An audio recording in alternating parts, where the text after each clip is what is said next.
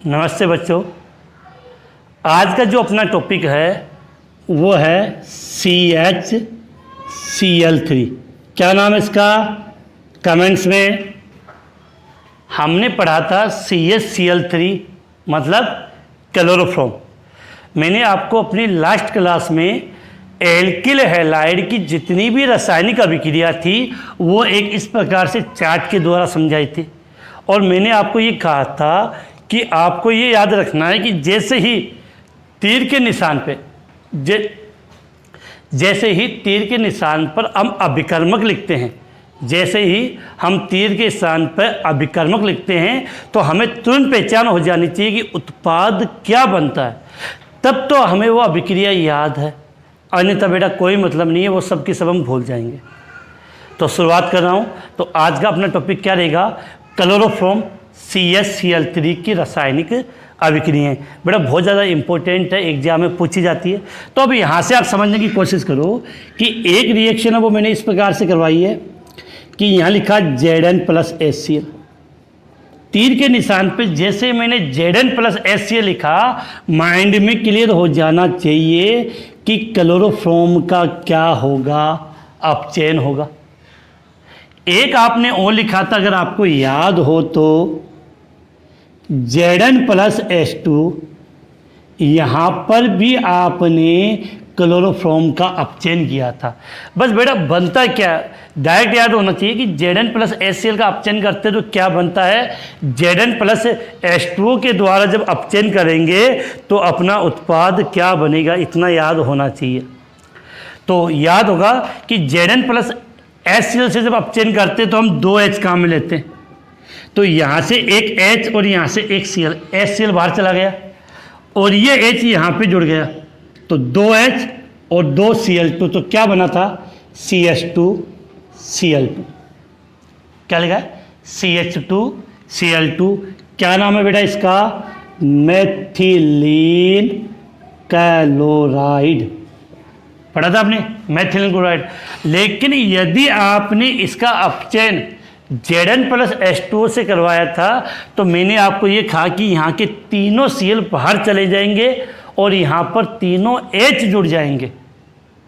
इसका मतलब यहाँ पर 3H2 काम में लेते हैं तो 3H और 3 Cl बाहर चले गए और तीनों H यहाँ जुड़ गए।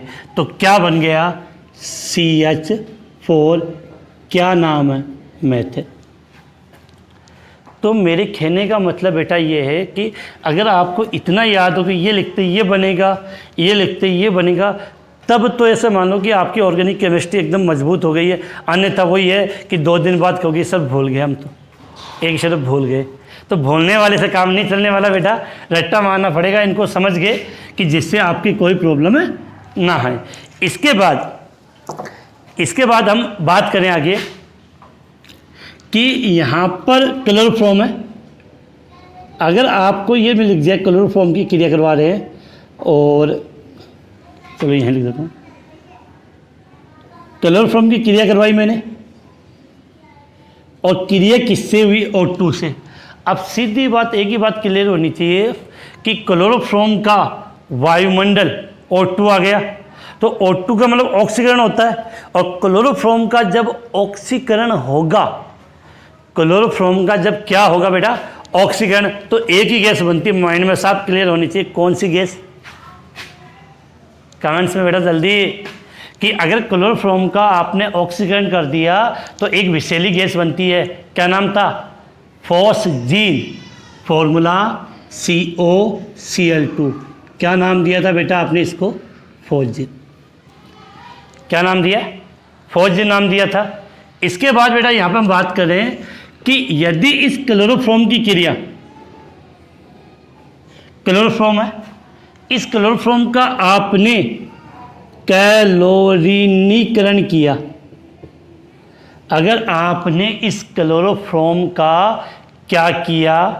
कैलोरीनीकरण किया, तो यहाँ आपने क्या लिया? Cl2। और ये क्लोरीनीकरण याद है किसकी उपस्थिति में?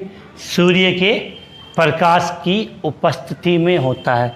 तो यहाँ से एक H और यहाँ से एक Cl, तो HCl बाहर और एक Cl यहाँ जोड़ेगा तो क्या बन जाएगा बेटा, CCl4। नाम जानते हो, कार्बन टेट्राक्लोराइड। नाम क्या दिया बेटा, carbon tetrachloride, carbon tetrachloride, carbon tetrachloride हमने नाम दिया। तो बेटा इस प्रकार से अगर आपको अभिक्रिया याद होगी तो अपना काम चलने वाला है, अन्यथा नहीं है। बाकी कमेंट्स में लिखते रहो गुड इवनिंग सर, मेरे साथ किसी और को भी गुड इवनिंग कर रहे हो आप, गुड इवनिंग सर लग जाते हो। तो बेटा याद करना पड़ेगा इनको, बिना याद करे अपना ये बिल्कुल भी काम नहीं चलेगा। तो ये अपनी रिएक्शन लिखी थी। इन रिएक्शन के बाद में हम कुछ रिएक्शन की और बात कर लें जो आपने पढ़ी थी, इम्पोर्टेंट थी। जैसे मैं समझा दूँ, एक अगर आपको याद हो तो आपने क्लोरोफॉर्म का किया था नाइट्रीकरण, HNO3 के साथ क्रिया, यहाँ लिख दो नाइट्रीकरण। क्लोरोफॉर्म का आपने क्या किया था, नाइट्रीकरण। अब बेटा रिएक्शन यहाँ से याद आनी चाहिए, नाइट्रीकरण किया था तो क्या बना था। देखता हूँ कितने के आंसर आते हैं कि क्लोरोफॉर्म का नाइट्रीकरण करते हैं तो क्या बनता है। बेटा कमेंट्स में आंसर जल्दी से, उम्मीद कर रहा हूँ कि बेटा नाइट्रीकरण में बहुत इंपॉर्टेंट अभिक्रिया थी। मैंने क्या किया था, नाइट्रीकरण करते तो लिखने का तरीका क्या था, HONO2। तो मैंने आपको कहा था कि यहाँ से OH, यहाँ से H बाहर, तो ये CCl3 उससे क्या जुड़ जाएगा, NO2। तो उत्पाद क्या बनाया था आपने, CCl3.NO2। याद आ गया कि क्लोरोफॉर्म का जब आपने नाइट्रीकरण किया है, क्लोरोफॉर्म का जब आपने नाइट्रीकरण किया है तो CCl3.NO2 बनाया था और आपने इसको क्या नाम दिया था, क्लोरोपिक्रिन। क्लोरोपिक्रिन जिसका उपयोग हम कौन सी गैस के रूप में करते थे बेटा, युद्ध गैस या वार गैस। याद आया कि क्लोरोपिक्रिन जिसका उपयोग हम युद्ध गैस या वार गैस के रूप में हमने इसका उपयोग किया था।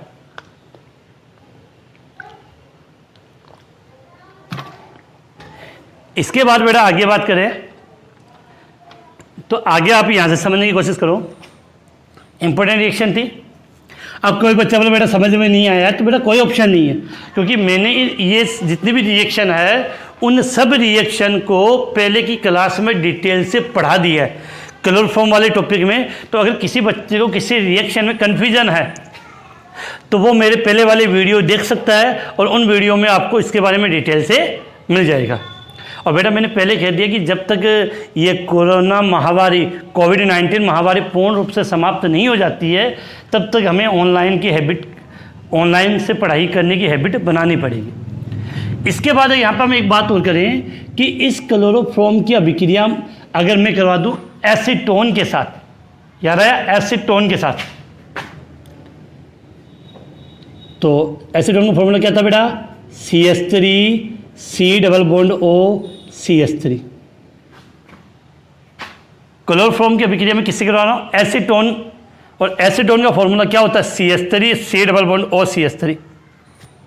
तो क्या बना था, आंसर जल्दी से बेटा, क्लोरीटोन। हाँ बेटा एक दो बच्चों के कमेंट्स में आंसर बहुत जल्दी आते हैं, वो मुझे पता है, वो अपने नोट्स खोल के बैठते हैं कि सर ये बढ़ा रहे हैं कि फटाफट मैं आंसर दे दूँ।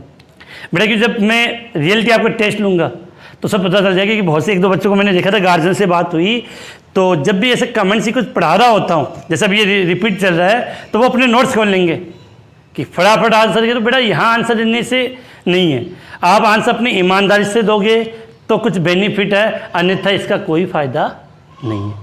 मैं मेरा काम ईमानदारी से कर रहा हूँ तो उम्मीद करूँगा कि आप भी अपना काम ईमानदारी से करें। तो क्लोरोफॉर्म की क्रिया मैंने एसीटोन के साथ करवाई, क्लोरोफॉर्म की क्रिया मैंने एसीटोन के साथ करवाई। तो अगर याद हो तो ये डबल बॉन्ड टूटेगा, इस O के साथ H जोड़ दिया और ये जो CCl3 वो इस कार्बन से जुड़ गया और आपने स्ट्रक्चर ये बनाई थी CH3 OH CCl3। याद आया बेटा, इतनी इजी नहीं है। तो क्लोरोफॉर्म की अभिक्रिया मैंने एसीटोन के साथ करवाई, तो बेटा बात करें तो ये बना, इसका क्या नाम दिया था बेटा आपने? कैलोरेटोन। क्या नाम दिया था बेटा इसने? कैलोरेटोन। जो क्या होती है बेटा, याद हो तो निंदाकारी औषधि। बेटा मैंने कह दिया कि अक्षरों की साइज़ में यहाँ ज़्यादा बड़ी नहीं कर सकता, तो अपने वीडियो की वो क्वालिटी बढ़ा लेना। वीडियो की क्वालिटी बढ़ा लोगे तो अपना काम बन जाएगा, अन्यथा नहीं है। अब आगे बात करें तो बेटा ये रिएक्शन तो आपको बिल्कुल समझ में आ गई होगी। इसके पश्चात एक रिएक्शन में यहाँ करा रहा हूँ, ये इसका आंसर बताना कि यदि क्लोरोफॉर्म की क्रिया मैंने जलीय KOH के साथ करवा दी। किसकी? क्लोरोफॉर्म की अभिक्रिया मैंने जब जलीय KOH के साथ करवाई तो क्या बना? क्लोरोफॉर्म की अभिक्रिया जब मैंने जलीय KOH के साथ करवाई तो क्या बना? HCOOH। क्या बना था बेटा? फॉर्मिक अम्ल। तो बेटा ऐसे याद होगी तो क्योंकि सीधा याद है उत्पाद क्या बना, एक्स्ट्रा क्या बना, उसकी मैं बात ही नहीं कर रहा कि क्लोरोफॉर्म की अभिक्रिया मैंने जलीय KOH के साथ करवा दी तो मैंने क्या बना दिया? HCOOH, फॉर्मिक अम्ल। क्या बना दिया? HCOOH, फॉर्मिक अम्ल। तो ये हमने काफ़ी अभिक्रिया यहाँ पे नोट कर ली है। इसके अलावा एक दो अभिक्रिया की हम और बात कर ले जो बहुत ज़्यादा इंपॉर्टेंट अभिक्रिया थी कि अगर इस क्लोरोफॉर्म की अभिक्रिया, यहाँ देखो बेटा समझाओगे, दो रिएक्शन ले लेते साथ में। अगर इस क्लोरोफॉर्म की अभिक्रिया में RNH2 को क्या बोलते हो आप? प्राथमिक एमीन। थोड़ा सा इधर लिख लेते बेटा, संख्या बची अपनी। हाँ, RNH2 प्राथमिक एमीन और KOH के साथ करवाई। यदि आपने क्लोरोफॉर्म की अभिक्रिया RNH2 और KOH के साथ करवाई तो अभिक्रिया कौन सी हुई? पहली बात तो ये याद होनी चाहिए, प्राथमिक एमीन की अभिक्रिया क्लोरोफॉर्म और KOH के साथ करवाते हैं तो अरुचिकर गंध युक्त पदार्थ बनता है। अरुचिकर गंध युक्त पदार्थ बनता है जिसको हमने नाम दिया था आइसोसाइनाइड। और इसका इस अभिक्रिया का हमने नाम क्या दिया था? कार्बिल एमीन, हाफमान कार्बिल एमीन अभिक्रिया या आइसोसाइनाइड अभिक्रिया। क्योंकि इस अभिक्रिया में आइसोसाइनाइड बनता है तो बनता क्या था? RNC। बड़े यहाँ पे उप उत्पाद की बात नहीं की। तो अभिक्रिया इस प्रकार से अगर आपको याद है तो आप जिंदगी में भी ऑर्गेनिक केमिस्ट्री में मात नहीं खाओगे, और अन्यथा वही है कि पढ़ोगे और भूल जाओगे। तो क्लोरोफॉर्म की अभिक्रिया प्राथमिक एमीन और KOH के साथ करवाते हैं तो एल्किल आइसोसाइनाइड बनता है। एल्किल आइसोसाइनाइड बनता है। क्लियर है? इसके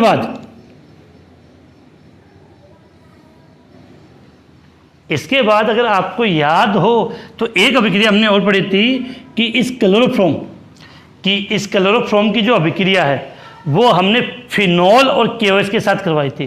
फिनॉल और KOH, फिनॉल का मतलब बेंजीन वाले के ऊपर OH और प्लस KOH। याद आ गया? क्या नाम है बेटा इसका? राइमर टीमान अभिक्रिया। क्या नाम दिया बेटा इसका हमने? राइमर टीमान अभिक्रिया। तो बात करें बेटा अपने कि क्या था? क्लोरोफॉर्म, फिनॉल और KOH। क्या नाम दिया था अभिक्रिया का बेटा? राइमर टीमान अभिक्रिया। और आपको मैंने कहा था कि जब हम क्लोरोफॉर्म लेते हैं तो बनता है आंसर बेटा सैलिसैल्डिहाइड। इसका मतलब क्या था कि ये बेंजीन वाले है, बेंजीन वाले के ऊपर OH और इस अल्फा कंडीशन ऑर्थो वाली कंडीशन पर CHO। याद आ गया? इसको हमने क्या नाम दिया था? सैलिसैल्डिहाइड। सैलिसैल्डिहाइड। तो बात कर रहे हैं कि क्लोरोफॉर्म, क्या लिखा है? क्लोरोफॉर्म की अभिक्रिया मैंने किससे करवाई है? फिनॉल और KOH के साथ। तो क्या बना? सैलिसैल्डिहाइड। और इस अभिक्रिया को बेटा अपने नाम दिया था, लिख रहा हूं मैं यहाँ पे, राइमर टीमान अभिक्रिया। लेकिन ध्यान रखना, मैंने रायमंड टिमान अभिक्रिया में दो चीज़ें बताई थी, एक तो थी आपकी फॉर्मिलीकरण और एक ही कार्बोक्सिलीकरण।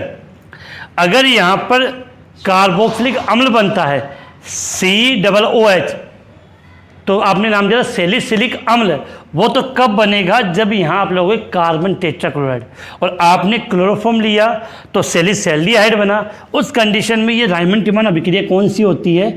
फॉर्मिलीकरण वाली होती है। तो बेटा इस प्रकार से मैंने जो क्लोरोफॉर्म अभिक्रिया है, क्लोरोफॉर्म की जो सभी रासायनिक अभिक्रियाएं थी, जितनी भी केमिकल रिएक्शन थी, वो मैंने इस चार्ट के द्वारा आपको कंप्लीट समझा दिया है। और बेटा इसी प्रकार से अगर आप प्रत्येक कंपाउंड की केमिकल रिएक्शन करोगे, लिखोगे, तब तो जाके ऐसे मान लो कि आपको मुँह जबानी याद है, अन्यथा कोई फायदा नहीं है। क्योंकि ऑर्गेनिक केमिस्ट्री में एग्जाम में होता क्या है, एग्जाम में ये आएगा, तीर का ये लिखा हुआ होगा, ये तीर के निशान के ऊपर होगा उत्पाद की पहचान कीजिए, या ये लिख दिया तीर के निशान पे ये दे दिया पहचान कीजिए।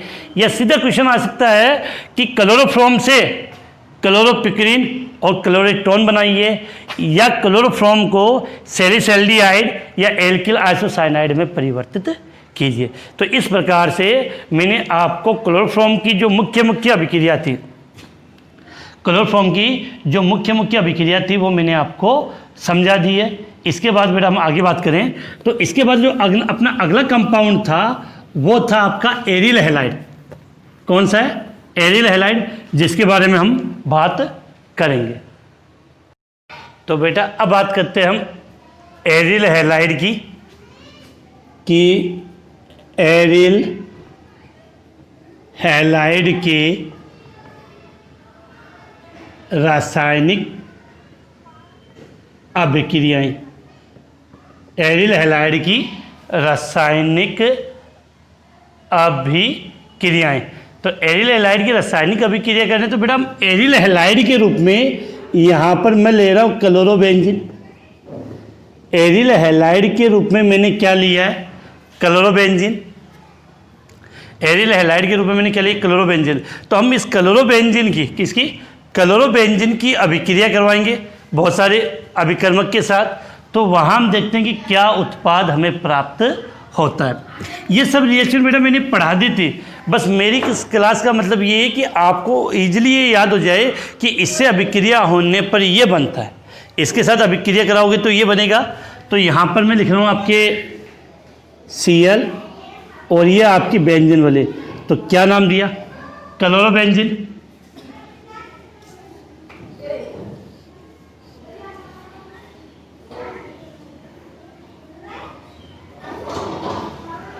ठीक बेटा, ये एक मैंने इस प्रकार से राउंडिंग में लिया। सबसे पहले हम बात करते हैं कि अगर इस क्लोरोबेंजीन का मतलब एरिल हैलाइड था, एक ही बात है, क्लोरोबेंजीन बोल दो या एरिल हैलाइड, कोई अंतर नहीं है इनमें। कि जो एरिल हैलाइड होता है वो नाभिक स्नेह प्रतिस्थापन अभिक्रिया नहीं देता है, लेकिन विशेष कंडीशन उच्च ताप पर यह अभिक्रिया संभव है। तो मैंने क्या किया, इसकी अभिक्रिया सोडियम हाइड्रोक्साइड के साथ किस पे करवा दी? उच्च ताप पे। सोडियम हाइड्रोक्साइड के साथ उच्च ताप पे। तो क्या हुआ, यहाँ से Na और यहाँ से Cl, NaCl बाहर चला गया, और यहाँ पर जो आपका उत्पाद है बेंजीन वाले के ऊपर क्या जुड़ गया? OH। बेंजीन वाले के ऊपर क्या जुड़ गया बेटा? OH। और इसको आपने क्या नाम दिया? फिनोल नाम दिया। ठीक है, अब नेक्स्ट बात करते हैं। अगर हाँ, मैंने क्या किया, इस क्लोरोबेंजीन, ये रिएक्शन पढ़िए बेटा, प्रॉब्लम नहीं आनी चाहिए। क्लोरोबेंजीन है, इसकी क्रिया मैंने करवा दी nickel plus H2। Nickel plus H2, इसका मतलब यहाँ पर इसका क्या हो जाएगा? अपचयन। और क्लोरोबेंजीन का जब अपचयन होगा, क्लोरोबेंजीन का बेटा क्या होगा? अपचयन होगा। तो जब क्लोरोबेंजीन का अपचयन होगा तो बनेगा क्या? ये H क्या बन जाएगा? बेंजीन। क्लोरोबेंजीन का आपने अपचयन किया तो क्या बन गया बेटा? बेंजीन बन गया। क्या बना दिया? बेंजीन। हुआ क्या, यहाँ से एक H और यहाँ से एक Cl, HCl बाहर चला गया और एक H यहाँ जुड़ गया। अब देखो बेटा, यहाँ पर अभिक्रिया बात करें कि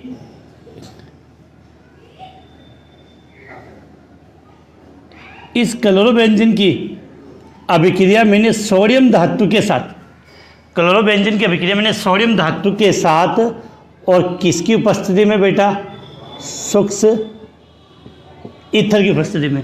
क्लोरोबेंजीन की अभिक्रिया मैंने सोडियम धातु के साथ सूक्ष्म ईथर की उपस्थिति में करवाई, तो क्या बनेगा, अभिक्रिया कौन सी बेटा, आंसर नहीं आया, फिटिक अभिक्रिया। कौन सी, फिटिक। सोडियम धातु के साथ है तो मैंने कहा दोनों बेंजीन वाले आपस में जुड़ जाएगा, दोनों बेंजीन वाले आपस में जुड़ेगी तो क्या बनेगा, जब दो बेंजीन वाले आपस में जुड़ती है तो उसको हमने क्या नाम दिया था बेटा, डाईफेनिल। याद आ गया, डाईफेनिल। और इस अभिक्रिया का क्या नाम था बेटा, फिटिक अभिक्रिया। क्या नाम दिया, फिटिक अभिक्रिया। इसी की एक सेम अभिक्रिया थी कि अगर आपने इस क्लोरोबेंजीन की क्रिया, लेकिन बेटा उसमें आयोडोबेंजीन ले रहे थे, आयोडोबेंजीन अगर आपको याद हो तो हमने आयोडोबेंजीन के साथ ये अभिक्रिया करवाई थी जिसको आपने उल्मान अभिक्रिया दिया था। मैंने आपको उल्मान अभिक्रिया करवाई थी कॉपर के साथ, तो यहाँ पर मैं क्लोरोबेंजीन ले रहा हूँ, कोई अंतर नहीं है। इस क्लोरोबेंजीन की क्रिया मैंने कॉपर के साथ करवाई, तो याद हो तो वहाँ पर भी आपने उत्पाद क्या बनाया था बेटा, डाईफेनिल। और इस अभिक्रिया को आपने उल्मान अभिक्रिया नाम दिया था। क्या नाम दिया था बेटा, उल्मान अभिक्रिया नाम दिया था। इसके अलावा अगर इस क्लोरोबेंजीन की अभिक्रिया आप मैग्नीशियम के साथ टेट्राहाइड्रोफ्यूरेन की उपस्थिति में करवाते हैं, कि इस क्लोरोबेंजीन की अभिक्रिया, इस क्लोरोबेंजीन की अभिक्रिया मैग्नीशियम के साथ टेट्राहाइड्रोफ्यूरेन, टेट्राहाइड्रोफ्यूरेन के साथ करवाते हैं, तो ये जो मैग्नीशियम है वो इन दोनों के बीच में आ जाएगा, तो क्या बनेगा आपका, ये बेंजीन वाले, यहाँ Mg और यहाँ Cl। एक हमने ये पढ़ा था। इसके अलावा एक अभिक्रिया मैं यहाँ लिख दूँ, अगर वही सोडियम धातु के साथ क्रिया है, वुड्स वाली अभिक्रिया थी, फिटिक वाली पड़ी थी, लेकिन अब अभिक्रिया मैंने किससे करवा दी बेटा, एल्किल हैलाइड से, एल्किल हैलाइड से। तो यहाँ 2 Na लेंगे तो 2 Na के साथ दोनों Cl अलग, और इस बेंजीन वाले पे क्या जुड़ जाएगा, R। तो जब बेंजीन वाले पे R जोड़ेगा तो इसका नाम हो गया एल्किल बेंजीन, एल्किल बेंजीन। और इस अभिक्रिया का क्या नाम दिया था आपको याद हो तो, वोल्टेज फिटिक अभिक्रिया। तो बेंजीन वाले आती है फिटिक के लिए, एल्किल क्लोराइड लिए, या एल्किल हैलाइड होता है वो होता है वुड्स के लिए, तो वुड्स फिटिक अभिक्रिया। और केवल एल्किल एरिल हैलाइड हो तो आपकी कौन सी थी, फिटिक अभिक्रिया। तो बेटा ये सब मैंने आपको एक साथ अलग अलग अभिक्रिया पढ़ाई थी। इसके बाद जब हम अभिक्रिया की बात करें, इसके बाद जब हम अभिक्रिया की बात करें तो हमने बेंजीन वाले की इलेक्ट्रॉन स्नेही प्रतिस्थापन अभिक्रिया पढ़ी थी। कौन सी अभिक्रिया बेटा, बेंजीन वाले की इलेक्ट्रॉन स्नेही प्रतिस्थापन अभिक्रिया पढ़ी थी। तो वो अभिक्रिया समझा दो, जैसे Cl2 के साथ इसका हैलोजनीकरण किया, किसके साथ, Cl2 के साथ इसका हैलोजनीकरण किया। तो हैलोजनीकरण किया तो किसी निर्जल AlCl3 या लुईस अम्ल की उपस्थिति में किया था। तो जैसे हैलोजनीकरण है, हैलोजनीकरण और किसकी उपस्थिति में, निर्जल AlCl3 की उपस्थिति में कर दिया, तो क्या हुआ, यहाँ से एक H और यहाँ से एक Cl, HCl बाहर। तो एक बार ये Cl ऑर्थो पे जुड़ेगा और एक बार ये Cl पैरा पे जुड़ेगा। तो याद क्या रखना है आपको, फिर से रिपीट कर दूँ, याद क्या रखना है कि जब भी क्लोरोबेंजीन का हम हैलोजनीकरण करेंगे, या Cl लिया है तो क्लोरीनीकरण हो गया, तो एक बार Cl ऑर्थो पे जुड़ेगा और एक बार Cl पैरा पे। बताई हुई रिएक्शन है। तो यहाँ पर मैंने क्या किया, एक बार तो Cl कहाँ जोड़ दिया, इसकी ऑर्थो कंडीशन पे, और एक बार Cl मैंने जोड़ दिया इसकी पैरा कंडीशन पे। तो इसका क्या नाम था बेटा, डाई है कितने नंबर पर, ऑर्थो पे। तो ऑर्थो डाइक्लोरोबेंजीन, पैरा डाइक्लोरोबेंजीन। अब आगे बात करें, अगर मैंने इसका सल्फोनीकरण किया है, सल्फोनीकरण, तो अभिक्रिया मैंने किससे करवाई? सल्फ्यूरिक अम्ल से। यदि मैंने इसका सल्फोनीकरण किया है तो अभिक्रिया किससे करवाई है? सल्फ्यूरिक अम्ल से।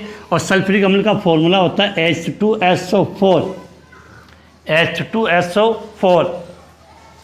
और मैंने इसका लिखने का तरीका क्या बताया था आपको? HOSO3H, याद आया तो? HOSO3H, तो लिख दो यहाँ पे HOSO3H। तो बेंजीन वाले की इलेक्ट्रॉन इसमें प्रतिस्थापन अभिक्रिया है, तो बेटा यहाँ से H जाएगा, यहाँ से OH, तो एक बार सल्फोनिक अम्ल ऑर्थो पे जोड़ेगा और एक बार सल्फोनिक अम्ल पैरा कंडीशन पे। कौन सी कंडीशन पे? पैरा कंडीशन पे जोड़ेगा। तो क्या बनेगा? ClSO3H, ClSO3H। बेटा नाम कमेंट्स में बता देना, इसका नाम क्या होगा? कमेंट्स, नाम इसका है, कमेंट्स में बता देना। तो ये सल्फोनीकरण के बाद इसका आपने किया था नाइट्रीकरण, याद आया हो तो? सल्फोनीकरण के बाद आपने इसका क्या किया था? यहाँ लिख रहा हूँ बेटा ऐसे, नाइट्रीकरण। सल्फोनीकरण के बाद आपने इसका क्या किया? नाइट्रीकरण। और नाइट्रीकरण के लिए मैंने कहा था कि अभिक्रिया किससे होगी? सांद्र। नाइट्रीकरण से, नाइट्रीकरण का मतलब अभिक्रिया किससे होगी? सांद्र H2SO4, सांद्र H2SO4, सांद्र H2SO4। नाइट्रीकरण में अभिक्रिया किससे करवा रहे हो? सांद्र H। बेटा क्या ये फ़ोन आने से पूरा सिस्टम बिगड़ जाता है अपना, बीच में जो क्लास पे जो कंसंट्रेट करते हैं वो डिस्टर्ब हो जाता है। नाइट्रीकरण करवा रहे हैं, तो नाइट्रीकरण में याद रखना जो अभिक्रिया होगी वो आप किससे करवाते हो? सांद्र HNO3 से। लेकिन उत्प्रेरक के रूप में सांद्र H2SO4 साथ होता, ये बात मैंने आपको कही थी। तो नाइट्रिक अम्ल जो सांद्र HNO3 है उसको लिखने का तरीका क्या था? HONO2। और सांद्र H2SO4 की उपस्थिति में तो सीधी सी बात है, यहाँ से H और यहाँ से OH, तो एक बार NO2 ऑर्थो पे जुड़ जाएगा और एक बार NO2 पैरा कंडीशन पे जोड़ेगा, तो दोनों यहाँ उत्पाद बनाने आपको ClNO2 और यहाँ हो गया ClNO2। बेटा इन रिएक्शन को मैंने पहले भी कहा कि अगर किसी रिएक्शन में आपकी कन्फ्यूजन हो तो ये जो मेरे पहले वाले वीडियो में सब रिएक्शन वहाँ पर है, तो आप ये रिएक्शन सब वहाँ से देख सकते हैं। यहाँ पर केवल मैं एक तरीका बता रहा था कि इस प्रकार से यदि आपको रिएक्शन याद है, इस प्रकार से यदि आपको रिएक्शन याद है तो अपना काम चलने वाला, अन्यथा नहीं चलने वाला।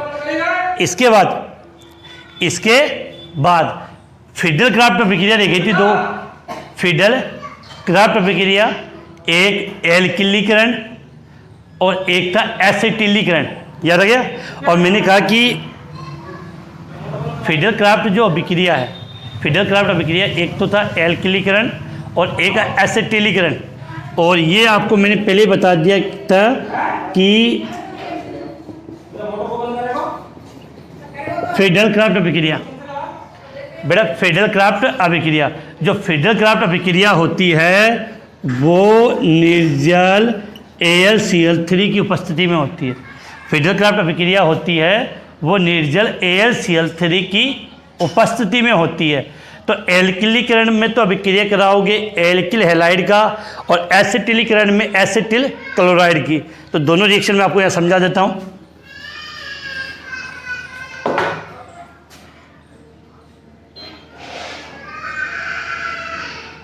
तो एक अभिक्रिया और दूसरी अभिक्रिया है।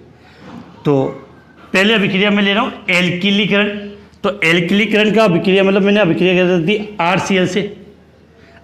R के स्थान पे कुछ भी हो सकता है, जैसे सपोज करते मैंने यहाँ पे ले लिया CH3 मेथिल क्लोराइड, तो और उत्प्रेरक के रूप में क्या लिया बेटा? निर्जल AlCl3।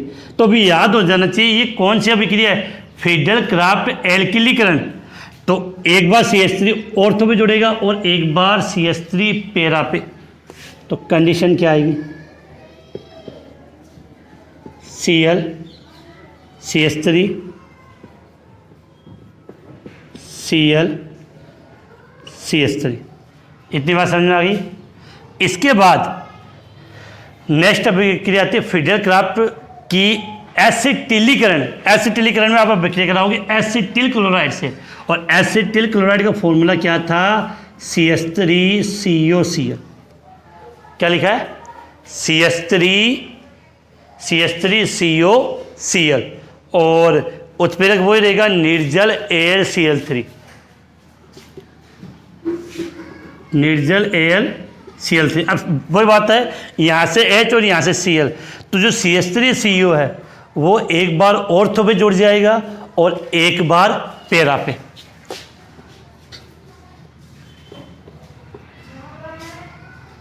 Cl C double bond OCH3, एक बार तो मैंने कहाँ जोड़ दिया बेटा? इसको ऑर्थो पे, और एक बार ये कहाँ जुड़ जाएगा? पैरा पे। तो इस प्रकार से आपने एल्किल जो एरिल हैलाइड है, और एरिल हैलाइड के रूप में मैंने लिया था क्लोरोबेंजीन। एरिल हैलाइड के रूप में क्या लिया मैंने? क्लोरोबेंजीन। तो हमने क्लोरोबेंजीन की जितनी भी रिएक्शन थी वो सब इस एक चार्ट के द्वारा समझ ली है। अब बेटा इस चार्ट का प्लस पॉइंट ये है कि जिस स्टूडेंट को अगर ये चार्ट पूरा याद हो तो वो एक भी रिएक्शन नहीं बोलेगा, और चाहे आप कितनी भी रिएक्शन याद कर लो, लिख कर भूल जाओगे। तो आपको काम ये है कि ये तो मैंने एक डेमो बताया था, जैसे मैंने एल्किल हैलाइड का बताया, क्लोरोफॉर्म का बताया और क्लोरोबेंजीन का। इस प्रकार से हम इस चैप्टर में जितने भी कंपाउंड पढ़े हैं उन सब की आप रासायनिक अभिक्रिया इस प्रकार से याद कर सकते हो।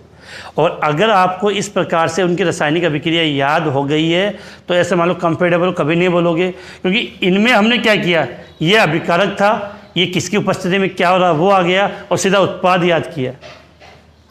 तो जब मुझे याद है तो आपको पढ़ोगे तो आपको भी याद हो जाएगी कंटिन्यू। तो इसलिए मैं बार बार ये कह रहा हूँ कि अगर ऐसे याद नहीं है तो अभिक्रिया याद करने में प्रॉब्लम होगी। अब 2 मिनट बातें कर लेते हैं अपने कि अपना चैप्टर समाप्त हो गया है, और चैप्टर समाप्त के बाद मैंने कह दिया कि बेटा टेस्ट होगा। टेस्ट के लिए मैंने कंडीशन बता दी कि मेरा फ़ोन ख़राब हो रखा है, जैसे नया फ़ोन आ जाता है उसके बाद मैं आपको टेस्ट की तारीख बता दूंगा। और किसी भी तरीके से व्हाट्सएप से आपसे कांटेक्ट नहीं हो पा रहा क्योंकि सब नंबर मेरे उसी में थे। फिर भी अपनी कंटिन्यू ऑनलाइन क्लास चल रही है, चलती रहेगी, कभी कभार हो सकता है। दूसरी बात, जो बच्चे रेगुलर स्टूडेंट क्लास देख रहे हैं उनको क्लास होने से आधे घंटे पहले यूट्यूब का नोटिफिकेशन आ जाता है, तो क्लास में प्रॉब्लम नहीं होनी चाहिए। और वैसे लगभग डेली मेरी क्लास आपकी रहती है और ये चैप्टर फिनिश है। अब इस चैप्टर संबंधी कोई भी परेशानी हो तो मुझे, वो तो बिना मोबाइल की बात होगी नहीं। कल से मैं एक नया चैप्टर स्टार्ट कर रहा हूँ, चैप्टर नंबर 11 एल्कोहल, फिनॉल और ईथर वाला ऑक्सीजन युक्त क्रियात्मक समूह है, भाग फर्स्ट या पार्ट 1 वो शुरू करेंगे। लेकिन जब तक बेटा अगला वाला चैप्टर चालू है, जब तक आप इस चैप्टर को कंप्लीट याद कर लेना। कुछ बच्चे ऐसे होंगे जिन्होंने बीच में से ये चैप्टर ज्वाइन किया है, तो वो ये करना कि मेरे इस चैप्टर से मैंने पहले वीडियो और कल परसों मैंने एक प्लेलिस्ट भी ग्रुप में सेंड की थी, तो उसको आप देख लेना। इसी के साथ अपनी आज की क्लास बेटा यहाँ पे समाप्त है।